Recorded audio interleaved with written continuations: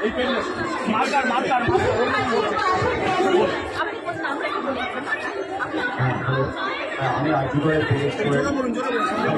আরজিগড়ে student doctor Shantanu Sen আমার senior ছিলেন, doctor Sanjeev ঘোষকে আমি নিয়ে আজকে প্রিন্সিপাল যাকে নিয়ে এত বিতর্কিত এত সব কিছু হয়েছে।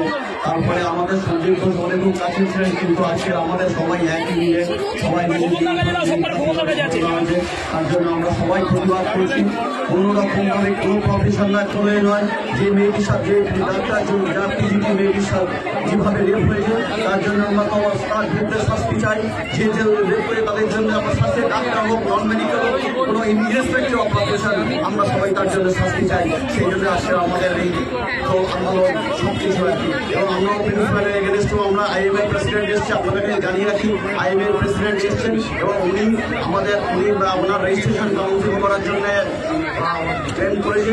রেজিস্ট্রেশন কাউন্সিল সহজে হয় না, রেজিস্ট্রেশন কাউন্সিল করতে সময় লাগে এবং সেখানে একটা রয়েছে, তাই সেখানে বিচার বিভাগ এবং সিবিআই বিচার বিভাগের আদালত রয়েছে এবং আমরা সিবিআইয়ের উপরে এবং কোর্টের উপরে ওদের ভরসা রয়েছে। কিন্তু আমাদের নারীদের স্বাধীনতা, নারীদের মুক্তি, এভাবে আমরা ডাক্তাররা যেভাবে কাজ করি, শুধু মানে মহিলা ডাক্তার নয়, ডাক্তার ছাড়াও যারা non medical nursing staff GDS সমস্ত কর্মীরা যারা হাসপাতালে কাজ, শুধু হাসপাতাল নয় সমস্ত জায়গায় যারা কাজ করছে, আমরা আমাদের সঙ্গে যারা মহিলারা আমাদের সঙ্গ দিচ্ছে, আমরা একটা পুরুষ মানুষকে যদি চিকিৎসা করতে পারবো, যদি অফিসে কাজ করতে পারবো, আমাদের সঙ্গে মহিলারা যদি সঙ্গ না দেয় আজকে তাদেরকে কেন তাদেরকে এইভাবে বলিদান করা হচ্ছে, এভাবে তারা বলি হতে হচ্ছে। তাহলে তারা যায় যদি না করেন, তারা যদি পরিষেবা না দেয় তাহলে পরিষেবাটা দেবে কে? তাদের শুধু মেল ডক্টরের মেল ডাক্তারের যে মেল কর্মচারীরা পরিষেবা দেবে তারা দেশটা চলবে কি করে? কেন আমরা সেপারেট করবো? সেই জন্য আজকে আমাদের এখানে সবাই তাই আমাদের আন্দোলন। আমরা ডাক্তাররা যারা গভর্নমেন্ট হসপিটাল এবং বেসরকারি হাসপাতাল সব জায়গায় আমরা এই আন্দোলন গড়ে তুলছি এবং আন্দোলনকে যতক্ষণ আমরা পরিষ্কার শান্তি পাই ততক্ষণ আমরা ফিরে পাবো না। হয়তো মেডিকেল প্রফেশনাল ছিল কিছু আছে, এর জন্য এটা আমরা যা শুনতে পাচ্ছি, কিন্তু যতক্ষণ না বিচার বিভাগের অভিজ্ঞতা তাদের সুস্পষ্ট প্রমাণ হবে যে কারা দোষী, ততক্ষণ আমরা কিন্তু আন্দোলন চালিয়ে যাবো। এবং আমরা একটাই আমাদের capital punishment, capital punishment, capital punishment. এবং আমাদের এও বক্তব্য, যাদের ডাক্তার ক্যাপিটাল পানিশমেন্ট যদি ডাক্তার হয় তাদের ডাক্তার ইনস্টিটিউশন আগে ক্যাপিটাল করতে হবে। ডাক্তারি কারণ ডাক্তার হয়ে যদি তাদের ক্যাপিটাল পানিশমেন্ট হয় সেটা আমাদের লজ্জা। আমাদের প্রথম ধরনের ডাক্তার হিসেবে তাদের আগে রেজিস্ট্রেশন নাম্বার ওই মেডিকেল কাউন্সিল রেজিস্ট্রেশন নাম্বারটা ক্যান্সেল করতে হবে, মেডিকেল কাউন্সিল নাম্বার করতে হবে, ক্যান্সেল করার পরে তারপরে তাদেরকে ক্যাপিটাল পানিশমেন্টটা এটাই আমাদের দাবি এবং এই নিয়ে আমাদের আন্দোলন চলছে।